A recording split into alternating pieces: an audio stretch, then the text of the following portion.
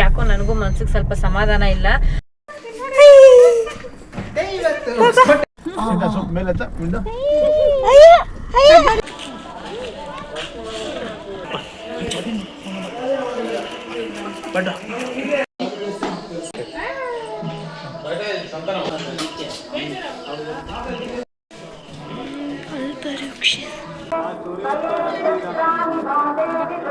ಜೋರಾಗಿ ಬಾ, ಅದ್ ನಿನಗೆ.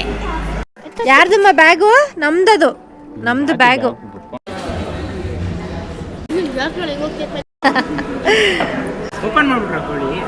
ನಿಮ್ದೊಂದು ಪೆಂಡಿಂಗ್ ಇದೆ. Hi all, welcome back to my YouTube channel Netra MJ vlog. ಇವತ್ತು ನಿನ್ನೆ ದೇವಸ್ಥಾನಕ್ಕೆ ಹೋಗಿದ್ವಲ್ವಾ, ಸೊ ಬಾಗ್ಲು ಹಾಕಿತ್ತು ಅಂತ ಅಂದ್ಬಿಟ್ಟು ಇವತ್ತು ಮಂಗಳವಾರ, ಸೊ ಇವತ್ತು ಹೋಗೋಣ ಅಂತ ಅಂದ್ಬಿಟ್ಟು ಹೊರಟಿದ್ದೀವಿ. ಯಾಕೋ ನನಗೂ ಮನ್ಸಿಗೆ ಸ್ವಲ್ಪ ಸಮಾಧಾನ ಇಲ್ಲ, ಹಾಗಾಗಿ ಹೋಗಿ ಬಂದ್ಬಿಡೋಣ ಅಂತ ಅಂದ್ಬಿಟ್ಟು ಇವಾಗ ಹೋಗ್ತಾ ಇದ್ದೀವಿ. ಹೋಗಿ ಶಾರದಾ ಅವ್ರನ್ನ ಪಿಕ್ ಮಾಡ್ಕೊಂಡು ಹೋಗೋದು. ಈವ್ನಿಂಗ್ವರೆಗೂ ಪ್ಲಾನ್ ಇರಲಿಲ್ಲ, ಸ್ವಲ್ಪ ಕೆಲಸ ಇದೆ ಅದು ಇದು ಅಂತ ಆಗಿತ್ತು, ಬಟ್ ಯಾಕೋ ಸಮಾಧಾನ ಇಲ್ಲ ಅಂತ ಅಂದ್ಬಿಟ್ಟು ಹೋಗಿ ಬಂದ್ಬಿಡೋಣ ಅಂತ ಅಂದ್ಬಿಟ್ಟು ಎಲ್ಲ ಹೊರಟಿದ್ದೀವಿ. ಇನ್ನು ಶಾರದಾ ಅವರು ರೆಡಿ ಆಗಿದ್ದಾರೆ, ಅವ್ರನ್ನ ಹೋಗಿ ಪಿಕ್ ಮಾಡ್ಕೊಂಡು ಹೋಗ್ಬಿಡ್ಬೇಕು. 8:30ಗೆ ಕ್ಲೋಸು ಅಂತ ಹೇಳಿದ್ರು ನೆನ್ನೆ, ಸೊ ಅದಕ್ಕೆ ಮುಂಚೆನೇ ಹೋಗಿ ರೀಚ್ ಆಗಬೇಕು ಅಂತ ಅಂದ್ಬಿಟ್ಟು ಇವಾಗ ಟೈಮ್ ಬಂದು 7 ಗಂಟೆ ಆಗಿದೆ. ಸೊ ಇವಾಗ ಹೋಗ್ತಾ ಇದ್ದೀವಿ. ಹಾಗೆ ಯಾರೆಲ್ಲ ನನ್ನ ಚಾನೆಲ್ನ ನೋಡ್ತಾ ಇದ್ದೀರಾ ಪ್ಲೀಸ್ ಸಬ್ಸ್ಕ್ರೈಬ್ ಮಾಡ್ಕೊಳ್ಳಿ, ಹಾಗೆ ಫೇಸ್ಬುಕ್ಕಲ್ಲಿ ನೋಡ್ತಾ ಇದ್ರೆ ಫಾಲೋ ಮಾಡ್ಕೊಳ್ಳಿ. ಸೊ ಬೇಗ ಹೋಗಿ ಪಿಕ್ ಮಾಡಿಕೊಂಡು ಅಲ್ಲಿಂದ ದೇವಸ್ಥಾನಕ್ಕೆ ಹೋಗೋಣ.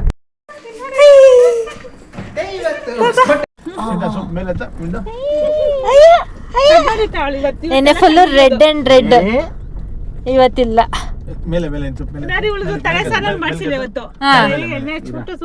ನಾನು ಮಾಡ್ಸಿಲ್ಲ ಮಕ್ಳಿಗೆ, ಸುಮ್ನೆ ತಲೆನೋವು. ನಾನು ದೇವಸ್ಥಾನಗಳಿಗೆಲ್ಲ ಹೋಗೋದು ತುಂಬ ಅಂದರೆ ತುಂಬಾನೇ ಕಡಿಮೆ, ಅದರಲ್ಲೂ ಮನೆ ಹತ್ರ ಇರೋ ದೇವಸ್ಥಾನಗಳಿಗಂತೂ ಹೋಗೋದೇ ಇಲ್ಲ. ಯಾಕೋ ನನಗೆ ಅನ್ಸಲ್ಲ, ಯಾಕಂದರೆ ನಾವೇನೇ ಒಂದು ಕೆಲಸ ಮಾಡಬೇಕು, ಎಲ್ಲಿಗೆ ಹೋಗಬೇಕು ಅಂತಂದರೆ ಮನ್ಸಿಗೆ ಬರಬೇಕು, ಆವಾಗ ಹೋಗಬೇಕು. ಬಟ್ ಯಾಕೋ ನನಗೆ ಇವತ್ತವರೆಗೂ ಆ ಥರ ಅನಿಸಿಲ್ಲ. ಅಂದರೆ ಈ ವ್ರತಗಳು ಮಾಡಬೇಕು, ಶ್ರಾವಣ ಶನಿವಾರಗಳು ಮಾಡಬೇಕು, ಅಥವಾ ಧನುರ್ಮಾಸ ಮಾಡಬೇಕು, ಈ ಥರದ್ದೆಲ್ಲ ನಾನು ಯಾವತ್ತೂ ಮಾಡಿಲ್ಲ, ಹಾಗಾಗಿ ಈಗಲೂ ಮಾಡ್ತಾ ಇಲ್ಲ. ದೇವಸ್ಥಾನದ ಹತ್ರ ಬರೋಷ್ಟೊತ್ತಿಗೆ ಪಾಪು ಮಲಗಿಬಿಟ್ಟಿತ್ತು. ಹಾಗೆ ಫಸ್ಟು ವಿಘ್ನ ವಿನಾಯಕ ಹತ್ರ ಕೈ ಮುಗಿದು ನಾವು ಅನ್ಕೊಂಡಿರೋದೆಲ್ಲ ಯಾವುದೇ ವಿಘ್ನಗಳಿಲ್ದಿರೋ ಥರ ಆಗಲಿ ಅಂತ ಅಲ್ಲಿ ಬೇಡ್ಕೊಂಡು ಅಲ್ಲಿಂದ ದೇವಸ್ಥಾನ ಕಡೆ ಹೊರಟಿದ್ದೀವಿ. ಪೂಜೆ ಸಾಮಾನು ಎಲ್ಲಿ ಸಿಗುತ್ತೆ?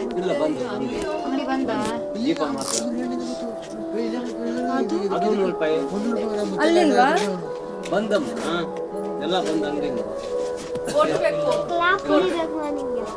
ಇನ್ನು ದೇವಸ್ಥಾನದ ಹತ್ರ ಬರೋಷ್ಟೊತ್ತಿಗೆ ಅಂಗಡಿಗಳೆಲ್ಲ ಕ್ಲೋಸ್ ಮಾಡಿಬಿಟ್ಟಿದ್ರು. ಸೊ ಪೂಜೆ ಸಾಮಾನು ತೊಗೊಳ್ಳೋಣ ಅಂತ ಅಂದರೆ ಪೂಜೆ ಸಾಮಾನು ಕೂಡ ತೊಗೊಳಕ್ಕಾಗಲಿಲ್ಲ.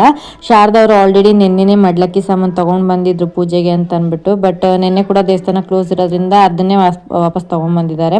ಹಾಗೆ ನಾನೇನಾದರೂ ಪೂಜೆ ಸಾಮಾನು ತೊಗೊಳ್ಳೋಣ ಅಂತ ಅಂದರೆ ಅಂಗಡಿ ಎಲ್ಲ ಏನೂ ಇರಲಿಲ್ಲ. ಸುಮ್ಮನೆ ಒಂದು 20 ರೂಪಾಯಿಗೆ ಹೂವು ತೊಗೊಂಡ್ರು ಅಣ್ಣ, ಆಲ್ರೆಡಿ ಅವರು ತಂದಿದ್ರು, ಮತ್ತೆ ಒಂದು 20 ರೂಪಾಯಿಗೆ ಹೂವು ತೊಗೊಂಡ್ರು. ಸೊ ಹೂವು ತೊಗೊಂಡು ದೇವಸ್ಥಾನದೊಳಗಡೆ ಹೋಗ್ತಾ ಇದೀವಿ.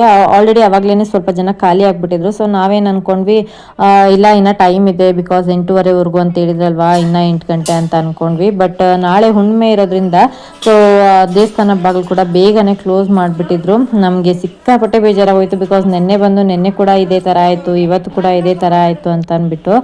ಹಾಗೆ ಅಣ್ಣ ಮತ್ತು ಸತೀಶ್ ಇಬ್ರು ಒಳಗಡೆ ಪೂಜಾರಿ ಬಂದು ದೇವರ ವಿಗ್ರಹ ಎಲ್ಲ ಕ್ಲೀನ್ ಮಾಡ್ತಾಯಿದ್ರು ನಾಳೆ ಹುಣ್ಣಿಮೆ ಇರೋದಕ್ಕೆ.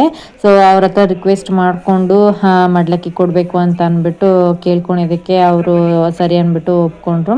ಸೊ ಶಾರದಾ ಮಡ್ಲಕ್ಕಿಗೆಲ್ಲ ತೊಗೊಂಡು ಬಂದಿದ್ರಲ್ಲ, ಸೊ ಅದನ್ನೆಲ್ಲ ರೆಡಿ ಮಾಡ್ಕೊಳ್ತಾ ಇದ್ದೀವಿ. ಹಾಗೆ ದೇವ್ರದ್ದು ವಿಡಿಯೋ ಅಥವಾ ಫೋಟೋ ತೆಗೆಯೋದಕ್ಕೆ ಆಗಲಿಲ್ಲ, ಬಿಕಾಸ್ ದೇವ್ರನ್ನ ಅಲಂಕಾರ ಇಲ್ದಿರ ವಿಡಿಯೋ ಹಾಗೆ ಫೋಟೋಸ್ನ ತೆಗಿಬಾರ್ದಂತೆ.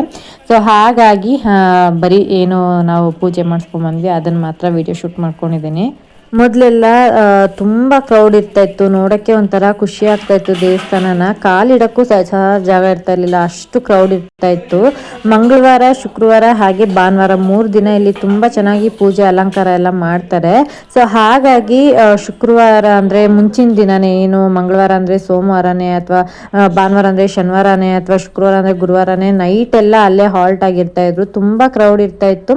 ಹಾಗೆ ಬೆಳಗಿನ ಜಾವದಿಂದನೇ ಪೂಜೆಗೆಲ್ಲನೂ ರೆಡಿ ಮಾಡ್ಕೊಂಡ್ಬಿಡ್ತಾ ಇದ್ರು.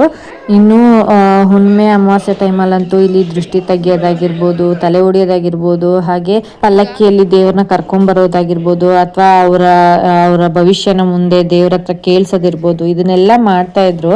ಬಟ್ ಇವಾಗೆಲ್ಲ ನನ್ಗೆ ಅದು ಗೊತ್ತಿರಂಗೆ ಅದು ನಡೆಯುತ್ತಾ ಇಲ್ವಾ ಅಂತಾನೂ ಗೊತ್ತಿಲ್ಲ. ಬಿಕಾಸ್ ತುಂಬಾನೇ ಖಾಲಿ ಇತ್ತು ದೇವಸ್ಥಾನ. ಹಾಗೆ ದರ್ಶನ ಎಲ್ಲ ತುಂಬಾ ಚೆನ್ನಾಗಾಯ್ತು, ಚೆನ್ನಾಗಿ ಮಾಡ್ಕೊಂಡ್ ಬಂದ್ವಿ. ಅಲಂಕಾರ ಒಂದಿರ್ಲಿಲ್ಲ, ಬಟ್ ದೇವ್ರ ದರ್ಶನ ಅಂತೂ ತುಂಬಾನೇ ಚೆನ್ನಾಗಾಯ್ತು. ನಮ್ಗೆ ತುಂಬಾ ಬೇಜಾರಾಗಿ ಹೋಗ್ಬಿಟ್ಟಿತ್ತು, ಇದೇನು ಇವತ್ತು ಈ ತರ ಆಗ್ಬಿಟ್ಟಿದೆ ಅಂತ. ಆಕ್ಚುಲಿ ನಮ್ಗೆ ಹೊರಡೋ ಪ್ಲಾನೇ ಇರ್ಲಿಲ್ಲ, ಫ್ರೈಡೆ ಹೋಗೋಣ ಅಂತ ಅನ್ಕೊಂಡಿದ್ದು. ಬಟ್ ಯಾಕೋ ಮನ್ಸಿಗೆ ಸಿಕ್ಕಾಪಟ್ಟೆ ಸಮಾಧಾನ ಇರ್ಲಿಲ್ಲ, ಒಂಥರ ಒದ್ಲಾಡ್ತಾ ಇದೆ ಒಳಗಡೆನೆ. ಹಾಗಾಗಿ ಹೋಗಿ ಬಂದ್ಬಿಡೋಣ ಅಂತ ಅನ್ಬಿಟ್ಟು ದೇವಸ್ಥಾನಕ್ಕೆ ಬಂದಿದ್ದು. ಎತ್ಕೊಂಡು ನಡೀರಿ, ನಾವು ಹೋಗೋಣ ಅಷ್ಟೇ.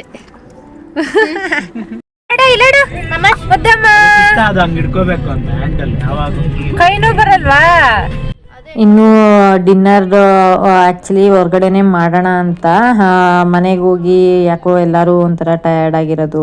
ಇನ್ನು ಶಾರದಾ ಹೋಗಿ ಪಾಪುನೆಲ್ಲ ಇದು ಮಾಡಿ ಮನೇಲಿ ಮಾಡೋದೆಲ್ಲ ಬೇಡ ಅಂತ ಅಂದ್ಬಿಟ್ಟು, ಸೊ ನಾವೇ ಹೊರ್ಗಡೆಗೆ ಹೋಗೋಣ ಅಂತ ಅಂದ್ಬಿಟ್ಟು ಅಣ್ಣ ಕರ್ಕೊಂಡು ಬಂದರು. ರಾಜ್ ದಮ್ ಬಿರಿಯಾನಿ ಹೊಸಕೋಟೆಯಲ್ಲಿ, ಇದೆಲ್ಲ ತುಂಬ ವೈರಲ್ ಆಗಿತ್ತು ಒಂದು ಟೈಮಲ್ಲಿ ವೀಡಿಯೋಸ್ ಎಲ್ಲ. ರಾಜ್ ದೊನ್ನೆ ಬಿರಿಯಾನಿ, ದಮ್ ಬಿರಿಯಾನಿ ಹೊಸಕೋಟೆದು ಅಂತ ಅಂದ್ಬಿಟ್ಟು ಬೆಳಗ್ಗೆ 4 ಗಂಟೆಯಿಂದನೇ ಕ್ಯೂ ಇರುತ್ತೆ ಅಂತ. ಸೊ ಆಲ್ರೆಡಿ ಇಲ್ಲಿ ನಾವು 1 ಟೈಮ್ ತಿಂದಿದ್ದೀವಿ, ಇದು ಇನ್ನೂ ಒಂದ್ಸಲ. ಇನ್ನು ನಾನ್ ವೆಜ್ ಅಂತಂದರೆ ದೇವಸ್ಥಾನಕ್ಕೆ ಹೋಗಬೇಕಾದ್ರೆ ತಿನ್ನಬಾರ್ದು, ಬಟ್ ದೇವಸ್ಥಾನದಿಂದ ನಾವು ರಿಟರ್ನ್ ಆಗಬೇಕಾದ್ರೆ ನಾನ್ ವೆಜ್ ತಿನ್ಬೋದು. ಬಿಕಾಸ್ ನಮ್ಮನೆ ದೇವ್ರುಗಳಿಗೆ ನಾವು ಏನೋ ನಾನ್ ವೆಜ್ಜನ್ನೇ ಕೊಡೋದ್ರಿಂದ ಕಾಟೇರಮ್ಮಾಗೆಲ್ಲನೂ ಬಲಿ ಕೊಡ್ತಾರೆ. ಸೊ ನಾನ್ ವೆಜ್ ಮಾಡ್ಬೋದು. ಸೊ ಹಾಗಾಗಿ ಏನು ಪ್ರಾಬ್ಲಮ್ ಇಲ್ಲ. ಹಾಗಾಗಿ ನಾವು ಇವಾಗ ನಾನ್ ವೆಜ್ ತಿನ್ನೋದಕ್ಕೆ ಅಂತ ಬಂದಿದ್ದೀವಿ. ಸೊ ಇಲ್ಲಿನ ಫೇಮಸ್ ದಮ್ ಬಿರಿಯಾನಿ ತಗೊಳ್ತಾ ಇದ್ದೀವಿ. ಹಾಗೆ ನನ್ನ ಹಸ್ಬೆಂಡ್ಗೆ, ಅಣ್ಣಗೆ ಮಟನ್ ಬಿರಿಯಾನಿ ಅಂದರೆ ತುಂಬ ಇಷ್ಟ.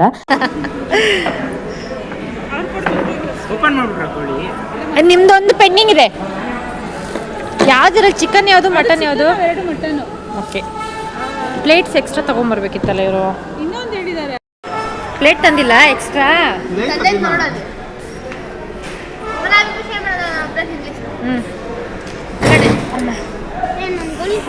ಇನ್ನು ಕ್ವಾಂಟಿಟಿ ಅಂತೂ ತುಂಬಾ ಜಾಸ್ತಿ ಇರೋದ್ರಿಂದ ನಾನು ಒಂದು ಪ್ಲೇಟ್ ತೊಗೊಂಡು ನಾನು ಮಕ್ಕಳು ಎಲ್ಲರೂ ಶೇರ್ ಮಾಡ್ಕೊಂಡ್ವಿ. ಬಿಕಾಸ್ ಅದೇ ಫುಲ್ ಆಗೋಯ್ತು ನಮಗೆ. ಸೊ ಹಾಗಾಗಿ 1 ಪ್ಲೇಟ್ ಮಾತ್ರ ನಾವು 3 ಜನ ಶೇರ್ ಮಾಡ್ಕೊಂಡ್ವಿ. ಇನ್ನು ನನ್ನ ಹಸ್ಬೆಂಡು ನವೀನ್ ಅಣ್ಣ ಮಟನ್ ಬಿರಿಯಾನಿ ಅಲ್ವಾ, ಸೊ ಹಾಗಾಗಿ ಚೆನ್ನಾಗಿ ತಿಂತಾರೆ. ಹಾಗೆ ನಾವು ಚಿಕನ್ ಬಿರಿಯಾನಿ ತೊಗೊಂಡಿದ್ವಿ. ಅದ್ರ ಜೊತೆಗೆ ನನ್ನ ಮಕ್ಕಳಿಗೆ ಕಬಾಬ್ ಬೇಕು ಅಂದರು, ಕಬಾಬ್ ಹಾಗೆ ಗೋಲಿ ಸೋಡಾ ಇಷ್ಟನ್ನು ತೊಗೊಂಡ್ವಿ. ನಾನ್ ವೆಜ್ ಇದ್ದಾಗ ಈ ಥರ ಚಿಲ್ಡಾಗಿ ಕೂಲ್ ಡ್ರಿಂಕ್ಸ್ ಇದ್ದರೆ ತುಂಬಾ ಚೆನ್ನಾಗಿರುತ್ತೆ. ಅದರಲ್ಲೂ ಗೋಲಿ ಸೋಡಾ ಅಂತ ಅಂದರೆ ಸ್ವಲ್ಪ ಜಾಸ್ತಿನೇ ಇಷ್ಟ ನಮ್ಮ ಮನೆಗಳಲ್ಲಿ.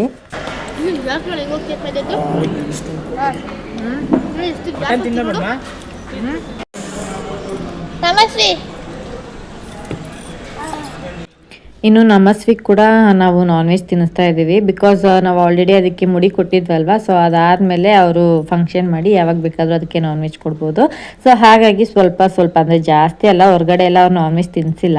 ಬಟ್ ಇವಾಗ ಎಲ್ಲರೂ ತಿನ್ನಬೇಕಾದ್ರೆ ಅದಕ್ಕೂ ಒಂಥರ ಆಸೆ ಆಗುತ್ತಲ್ವ. ಸೊ ಹಾಗಾಗಿ ಸ್ವಲ್ಪ ಅದ್ರ ಬಾಯಿಗೆ ಇಡ್ತಾ ಇದ್ದಾರೆ. ಆ್ಯಂಡ್ ಇವಾಗೆಲ್ಲ ಊಟ ಮುಗಿಸ್ಕೊಂಡು ಹೊರಡ್ತಾ ಇದ್ದೀವಿ. ಇನ್ನು ಶಾರದಾ ಅವ್ರನ್ನ ಮನೆಗೆ ಡ್ರಾಪ್ ಮಾಡಿ ನಾವು ಮನೆಗೆ ಹೋಗಬೇಕು. ಆ್ಯಂಡ್ ವ್ಲಾಗ್ಸ್ ಎಲ್ಲ ತುಂಬಾ ಲೇಟ್ ಆಗ್ತಾ ಇದೆ. ಯಾವುದು ಅಷ್ಟು ನಾನು ವಿಡಿಯೋ ಶೂಟ್ಸ್ ಮಾಡ್ಕೊಳ್ತಾ ಇಲ್ಲ. ಬಿಕಾಸ್ ನನಗೆ ಸಿಕ್ಕಾಪಟ್ಟೆ ಕೆಲಸ ಇದೆ, ಸ್ವಲ್ಪ ಪರ್ಸ್ನಲ್ ಕೆಲಸದಲ್ಲಿ ತುಂಬ ಬ್ಯುಸಿ ಆಗಿಬಿಟ್ಟಿದ್ದೀನಿ. ಸೊ ಹಾಗಾಗಿ ವಿಡಿಯೋಸ್ ಎಲ್ಲ ಸ್ವಲ್ಪ ಲೇಟಾಗಿ ಅಪ್ಲೋಡ್ ಮಾಡ್ತಾ ಇದ್ದೀನಿ. ನಾನು ಬೆಳಿಗ್ಗೆ ನೋಡಿದೆ, ಅದು ಬೆಳಿಗ್ಗೆನೆ ಬಂದಿರೋದಕ್ಕೆ ಎಲ್ಲ. ಇನ್ನು ಹೊರಡ್ಬೇಕಾದ್ರೆ ಆಲ್ರೆಡಿ ಟೈಮ್ 9:45 ಆಗೋಗಿದೆ. ಸೊ ಬಿಗ್ ಬಾಸ್ ನೋಡ್ಬೇಕಿತ್ತಲ್ವ, ಹಾಗಾಗಿ ನನ್ನ ಹಸ್ಬೆಂಡು ಅಲ್ಲೇ ಫೋನಲ್ಲೇ ಕನೆಕ್ಟ್ ಮಾಡ್ತಿದ್ದಾರೆ. ಸೊ ಕಂಪಲ್ಸರಿ ಮಿಸ್ ಮಾಡ್ದಂಗೆ ನೋಡ್ತಾ ಇರ್ತೀವಿ. ಸಪೋಸ್ ನಾನು ಎವ್ರಿ ಇಯರ್ ಟ್ರಾವೆಲಿಂಗಲ್ಲಿ ಇರ್ತಾ ಇದ್ದೆ ಬಿಗ್ ಬಾಸ್ ಟೈಮಲ್ಲಿ. ಸೊ ಪ್ರತಿ ವರ್ಷ ಯಾವುದಾದ್ರೂ ಒಂದು ವಾರದಲ್ಲಾದ್ರೂ ನನ್ನ ಟ್ರಿಪ್ಪಲ್ಲಿ ಇರ್ತದೆ. ಸೊ ಆ ಟೈಮಲ್ಲಂತೂ ಬಿಗ್ ಬಾಸ್ ಸ್ಟಾರ್ಟ್ ಆಗೋ ಟೈಮ್ಗೆ ನಾವು ರೂಮ್ ತಗೊಂಡು ಚೆಕ್ ಇನ್ ಆಗಿಬಿಡ್ತಾ ಇದ್ವಿ. ಈ ಸಲ ಎಲ್ಲೂ ಹೋಗಿಲ್ಲ, ಹೇಳಿದ್ನಲ್ಲ ಸ್ವಲ್ಪ ಕೆಲಸದಲ್ಲಿ ಬ್ಯುಸಿ ಆಗಿದ್ದೀನಿ ಅಂತ. ಸೊ ಹಾಗಾಗಿ ಎಲ್ಲೂ ಹೋಗಿಲ್ಲ. ಇನ್ನು ಇವಾಗ ಶಾರದಾ ಅವ್ರನ್ನ ಮನೆಗೆ ಡ್ರಾಪ್ ಮಾಡ್ತಾ ಇದ್ದೀವಿ. ಸೊ ಆಲ್ರೆಡಿ ತುಂಬಾ ಲೇಟ್ ಆಗಿದೆ.